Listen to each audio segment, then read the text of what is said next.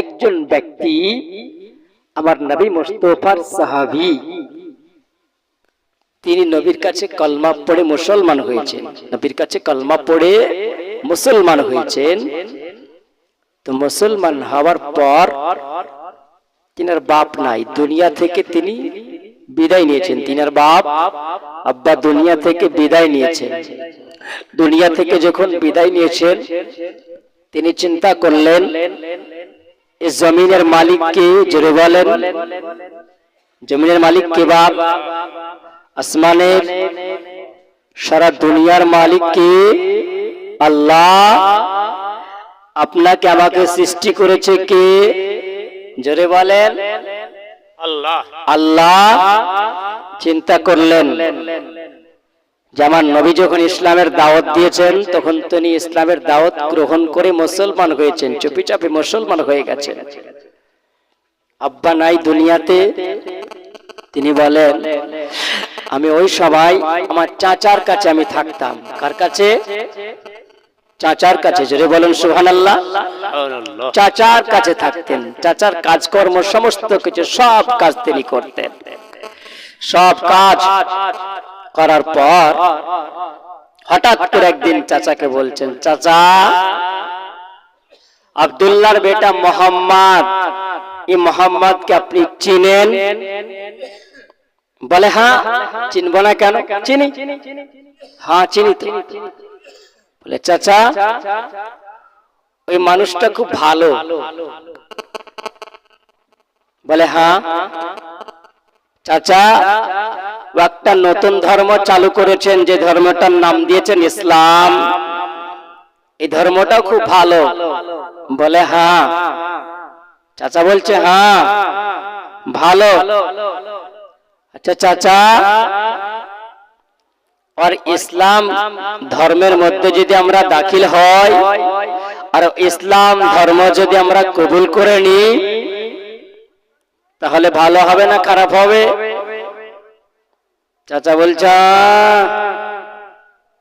তুমি বলেছো আর আমি হু হু করলাম, বলে ইসলাম গ্রহণ করতে হবে, কোন মানে আছে? চাচা বলছে তার মানে আছে, গ্রহণ করতে হবে। চাচার দিকে তাকিয়ে আছে। চাচাকে বলছেন, চাচা আমি যদি গ্রহণ করে নি তাহলে কি হবে? চাচা বলছে, শোনো বেটা ভাতিজা, যদি তুমি আজকে ওই ইসলাম যদি গ্রহণ করো, তাহলে এর পরিণাম কি হবে তুমি জানো? জানো? চাচা কি হবে? চাচা বলছে, বলে ভাতিজা তুমি কি জানো না, যদি তুমি ইসলাম গ্রহণ যদি করো, যে মানুষটা ইসলাম গ্রহণ করবে, তুমি আমার ভাতিজা। বলে চাচা শোনো, যদি ভাতিজা তুমি শুনে নাও, যদি ইসলাম গ্রহণ যদি করো, তাহলে এর পরিণাম কি হবে জানো? ভাতিজা বলছে, বলে চাচা কি হবে বলো? চাচা বলছে, ভাতিজা শোনো, যদি ইসলাম গ্রহণ যদি করে নাও, তাহলে আমার কাজকর্ম থেকে তোমাকে সব আমি বাদ দিয়ে দেওয়া। ভাতিজা বলছেন, তারপরে চাচা বলো? ভাতিজা বলছিল, চাচা তারপরে কি হবে? ওটা না হলে তো আমার চলবে। বলছে ভাতিজা তবে শুনে নাও, যদি তুমি ইসলাম গ্রহণ যদি করো, তাহলে ভাতিজা তোমাকে জমি জায়গা বাড়ি গাড়ি থেকে আমি বঞ্চিত করে দেব, তোমাকে হাঁকিয়ে দেওয়া। চাচা বলছে, ভাতিজা তবে শোনো, শুধু এটা নয়, তুমি যদি মুহাম্মাদের কালমা যদি পড়ে নাও, তাহলে ভাতিজাতে তুমি কোরআনের পোশাকটা পরে আসো, এই পোশাকটাও তোমাকে দিয়ে দিতে হবে। তবে ভাতিজা তোমাকে আমি সতর্ক করে দিই, এ ভাতিজা তবে তুমি শুনে নাও, যদি তুমি ইসলাম গ্রহণ যদি করে থাকো, নতুন ধর্ম যদি গ্রহণ করে, তবে তোমার এখনো সময় আছে, এই মুহাম্মাদের নাম মুখে নেওয়া ভুলে যাও, আর কালমা পড়া তুমি ভুলে যাও। আর তুমি যদি না ভুলে যাও, তাহলে আমি, তুমি জানো আমি তোমাকে কেমন শাস্তি দেব। ভাতিজা বলছেন, বলে চাচা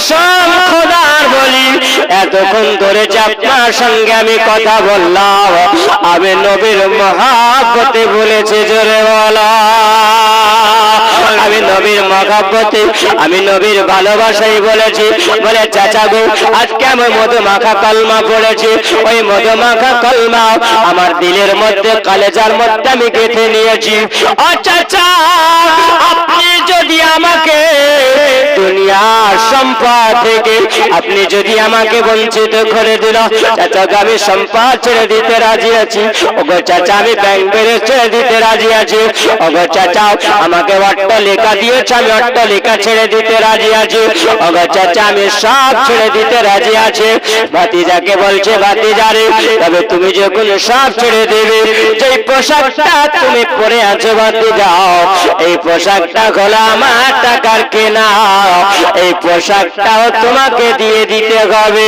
তুমি তোমার মোহাম্মদকে কত ভালোবাসো আজকে তুমি কি উলঙ্গ হয়ে যেতে পারো আমার নবীর মহব্বত কেমন দেখো এ গৌরা গ্রামের মুসলমান আমার দিন দরদি মা জননী তিনি একজন আমার নবীর সাহাবী হয়েছে জোরে বলুন সুবহানাল্লাহ আমার নবীর প্রেমিক আমার নবীর আশিক তিনি বলেন আমি ওই সময়তে যখন আমাকে বলা হলো এবার তোমাকে কাপড় খুলে দিতে হবে তিনি বলছেন বলে চাচা গো আসমানের দিকে মুখটা করে নিও আল্লাহর কসম করে আমি নবীজি কালমা পড়ে মুসলমান হয়েছি ইসলাম যারা ঢুকে গেছে আল্লাহর কোরআন বলেছে না ইয়া আইয়ুহাল্লাযিনা আমানু দুখুলু ফিস সিলমি কাফা ও বান্দা বান্দীরা তোমরা ইসলামের মধ্যে পরিপূর্ণভাবে দাখিল হয়ে যাও খবরদার তোমরা শয়তানের তোমরা ইতিহাত হয়ে নাও কারণ শয়তান হলো তোমার প্রকাশ্য দুশমন জোরে বলুন সুবহানাল্লাহ এ বাবা আমার নবীর আশিক আমার নবীর প্রেমিক আমার নবীর দিওয়ানা তিনি বলেন আমি সঙ্গে সঙ্গে জানো ওই পোশাকগুলো খুলে দিয়া চোখটাকে বন্ধ করে নিও আমার জানো লজ্জা স্থানে হাতটা দিয়ে আমি ধরতে আরম্ভ করলাম আমি দৌড়ে চলে যাই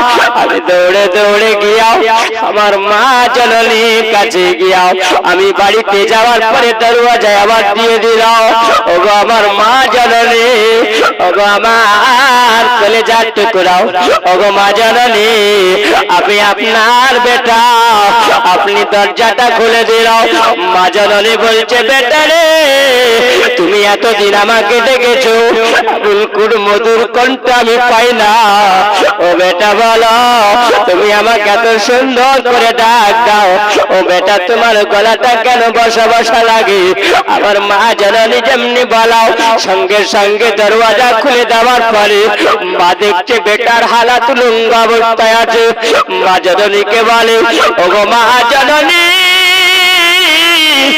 মা জননী তুমি জানো না মা গো বাও আপনি আমাকে একটা চাদর দাও গো মাও আমাকে একটা কাপড় দাও গো মাও মা বলছে বেটা বলো তোমার হালাত এইরকম কেন হলো ও বেটা তোমার অবস্থা কেন এরকম মা জননীকে বলে মা গো আজকে মা মুহাম্মাদের কালমা পড়েছি আমি নবী বলে মেনে নিয়েছি আমি মুহাম্মাদের কালমা মধুমাখা কালমা পড়ে মুসলমান হয়েছি গো মা এই জন্য আমার চাচা আমাকে জমি থেকে বাড়ি থেকে গাড়ি থেকে আমাকে বঞ্চিত করেছে গো মা জননী আমি মধুমাখা কালমা পড়ে নিয়েছি আমি মুসলমান হয়েছি গো মা এই জন্য গো মা আমাকে এরকম কষ্ট দেওয়া হয়েছে ও গো মা জননী আমার পোশাক পর্যন্ত খুলে নেওয়া হয়েছে ও গো মা তুমি আমাকে জলদি করে মা আমাকে একটা কাপড় দাও আর এই কাপড় কাটা নিয়ে আমি চলে যাব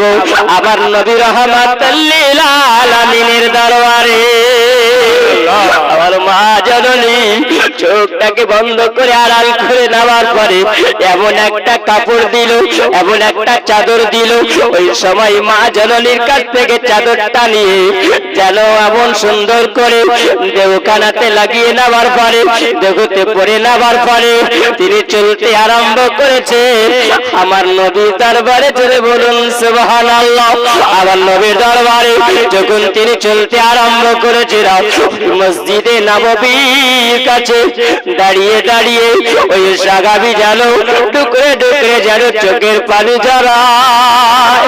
আমার নবীর সাগাবি টুকরে টুকরে খেতে যায়।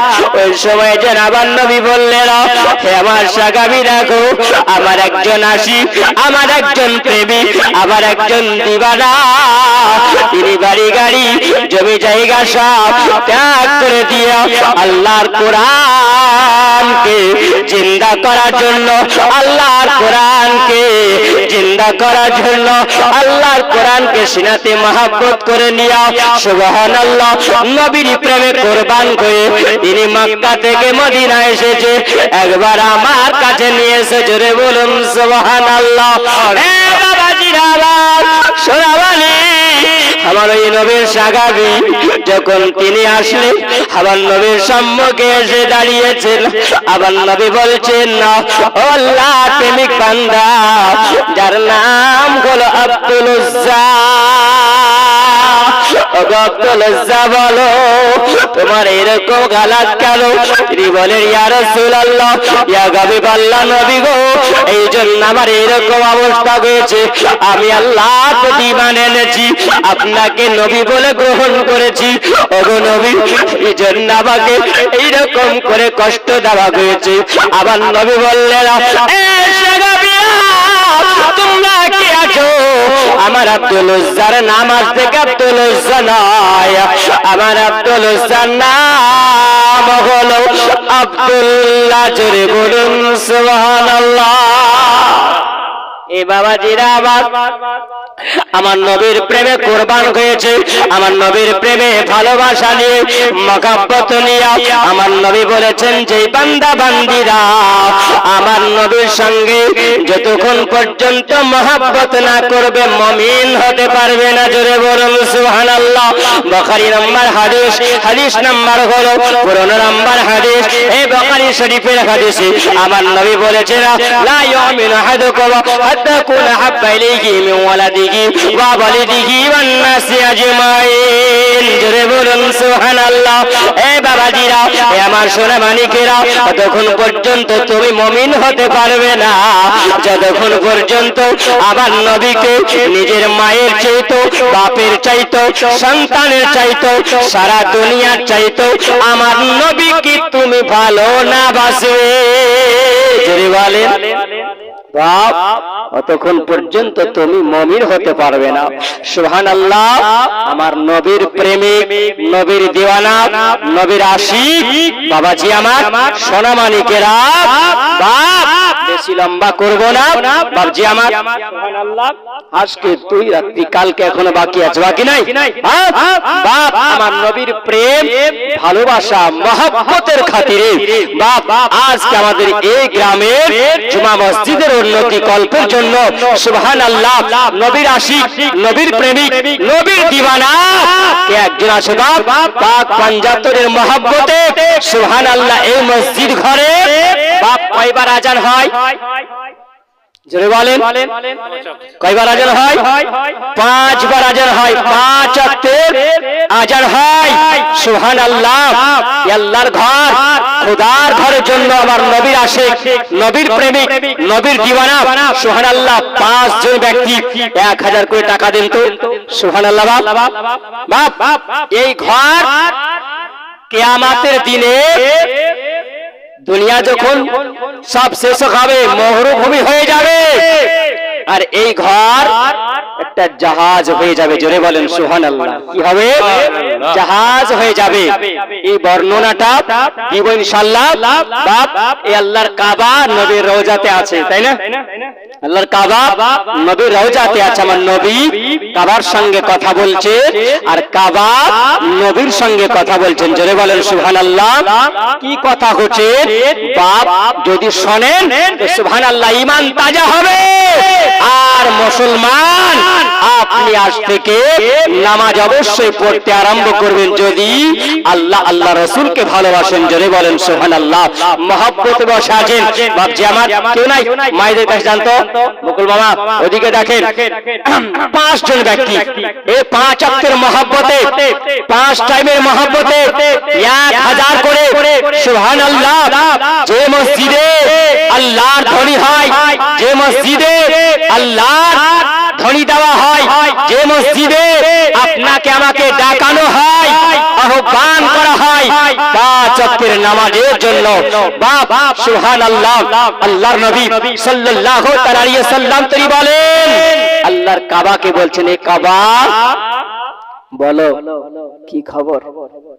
কাবা বলছেন, ইয়া রাসূলুল্লাহ, ইয়া হাবিবাল্লাহ, নবী গো, এই জন্য এসেছি নবী আপনার কাছে। ইয়া রাসূলুল্লাহ, এক নম্বরে হলো নবী গো, আপনাকে ইয়া রাসূলুল্লাহ সালাম দেওয়ার জন্য। জোরে বলেন সুবহানাল্লাহ।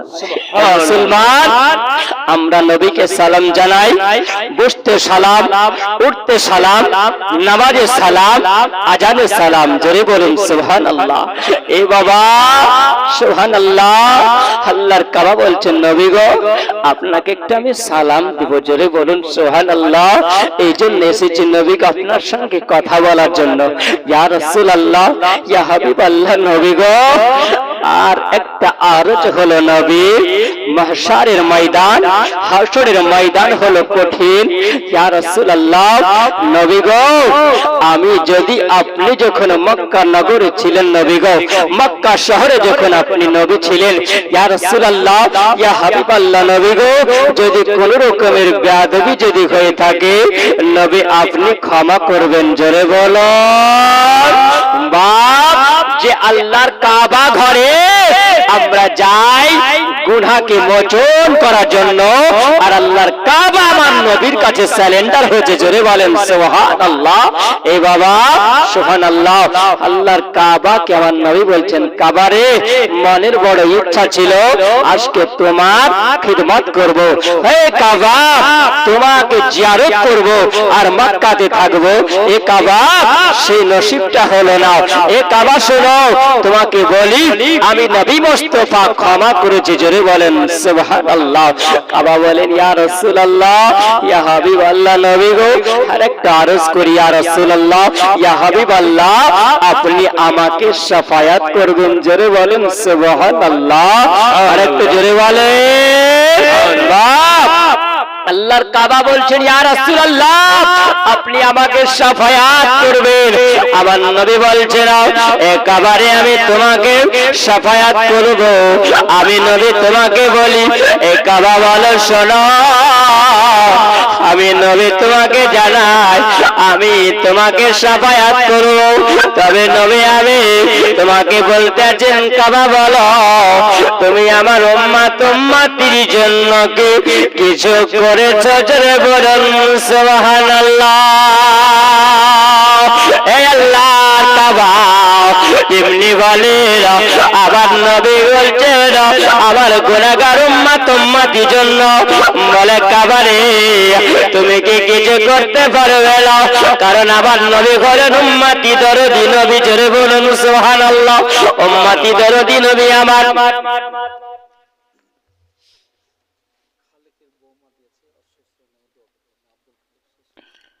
আব্দুল খালেক, খালেকের বৌমা দিয়েছেন শ্বশুরের নামে দোয়া করার জন্য 500 টাকা দিয়েছেন। একটু তাড়াতাড়ি বলেন নামটা। আওলাদ 500 টাকা দিয়েছেন এই খোদার ঘর মসজিদের জন্য। সুবহানাল্লাহ। আরো মায়েদের কাছ থেকে 250 টাকা এসেছেন, মা বোনেরা দিয়েছেন। সুবহানাল্লাহ। আল্লাহ পাক রব্বুল আলামিন বলেন, আমি 5 জন বান্দাকে চেয়েছি 1000 টাকা করে। সুবহানাল্লাহ। কেউ নাই? মায়েরা কেউ দেওয়ার মতন হলো না? আজকে নিয়ে আসেন, হয়তো লিখিয়ে দিন, পরে দিবেন, এরকম নাই? সুবহানাল্লাহ। আল্লাহর এই খোদার ঘরের জন্য আপনাদের কাছে চেয়েছি বাপ।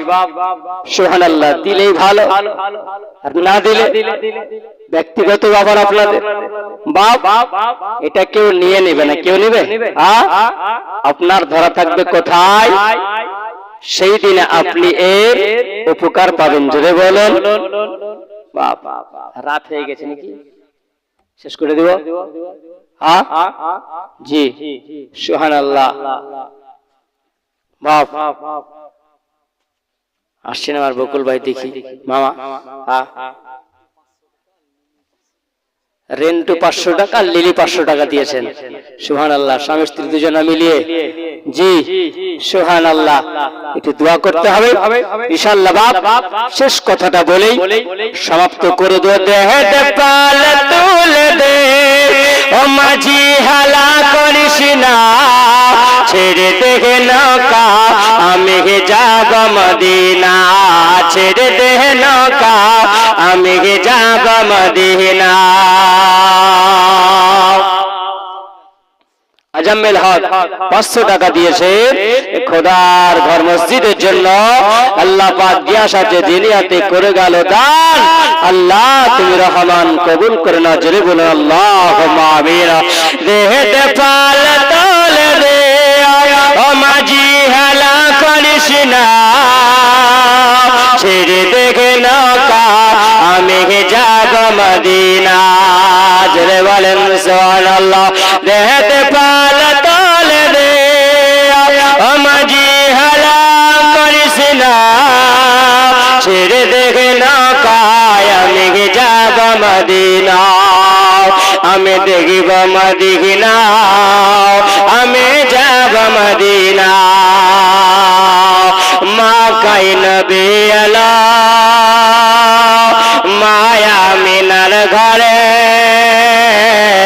হাসিলে হাজার মানে কাঁদিলে মকতা ঝরে।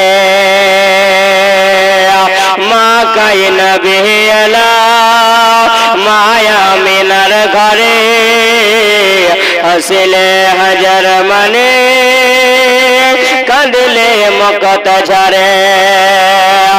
দয়াল মুর্শিদ যার শাখা, দয়াল মুর্শিদ যার শাখা, তার কিসের ভাবনা, ছেড়ে দেখে নৌকা আমি যাব মদিনা, ছেড়ে দেখে নৌকা আমি যাব মদিনা।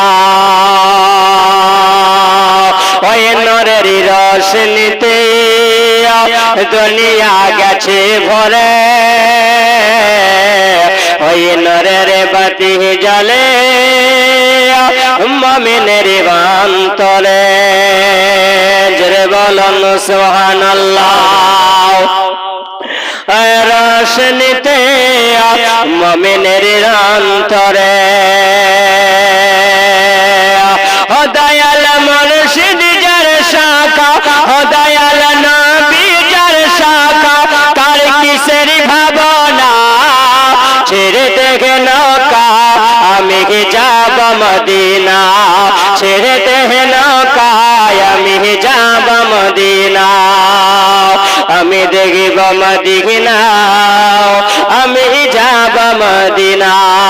আল্লাহুম্মা সাল্লি আলা সাইয়্যিদিনা মাওলানা মুহাম্মাদ ওয়া আলা আলি সাইয়্যিদিনা মাওলানা মুহাম্মাদ সাল্লাল্লাহু আলা মুহাম্মাদিন সাল্লাল্লাহু আলা মুহাম্মাদ হরদম জাবাত সনে কালা পাক নবী মুহাম্মাদ হরদম জাবাত সনে কালা শফিয়ানা মুহাম্মাদ সাল্লাল্লাহু তাআলা আলাইহি ওয়াসাল্লাম। আল্লাহর কাবা বলে ইয়া রাসূলুল্লাহ, ইয়া হাবিবাল্লাহ নবী গো, ইয়া রাসূলুল্লাহ, ইয়া হাবিবাল্লাহ নবী গো, আপনাকে আল্লাহর কসম করে বলি ইয়া রাসূলুল্লাহ, আপনাকে কথা দিয়ে দিলাম নবী গো, যেই ব্যক্তিরা আপনার উম্মতিরা যারা আমাকে জিয়ারত করেছে ইয়া রাসূলুল্লাহ, যারা আমাকে চোখ দিয়ে দেখে নিয়েছে, যারা আমাকে স্পর্শ করে নিয়েছে ইয়া রাসূলুল্লাহ, ইয়া হাবিবাল্লাহ নবী গো, যারা আমাকে চক্কর লাগিয়েছে নবী গো, আমি কসম করে বলি ইয়া রাসূলুল্লাহ, ওই ব্যক্তিদেরকে না নিয়ে আমি জান্নাতে যাব না। আবার নবীকে বলি ইয়া রাসূলুল্লাহ, আমাকে যারা আকর্ষণ করলো নবী গো, আমি তাদেরকে না নিয়ে জান্নাতে যাব না। আবার নবীকে বলে ইয়া রাসূলুল্লাহ, ইয়া হাবিবাল্লাহ, নবী গো, আমার দিকে যারা কিবলামুখী হয়ে, আমার দিকে যারা কিবলামুখী হয়ে মসজিদে যারা নামাজ আদায় করেছে নবী গো, আমি ওই ব্যক্তিদেরকে না নিয়ে জান্নাতে আমি কাবা যাব না, এটা আমি কথা দিয়ে দিলাম। আবার নবী বলে কাবারে, আমি তোমার উপরে আমি সন্তুষ্ট হয়ে গেলাম। ও কাবা, আমি নবী তোমাকে কথা দিয়ে দিলাম, আমি নবী মাহশরের ময়দানে আসরের প্রান্তরে আমি নবী, আমি তোমাকে শাফায়াত করব। জোরে বলো। আওয়াজ আমার শোনা মালিক, যাই হোক বাপ।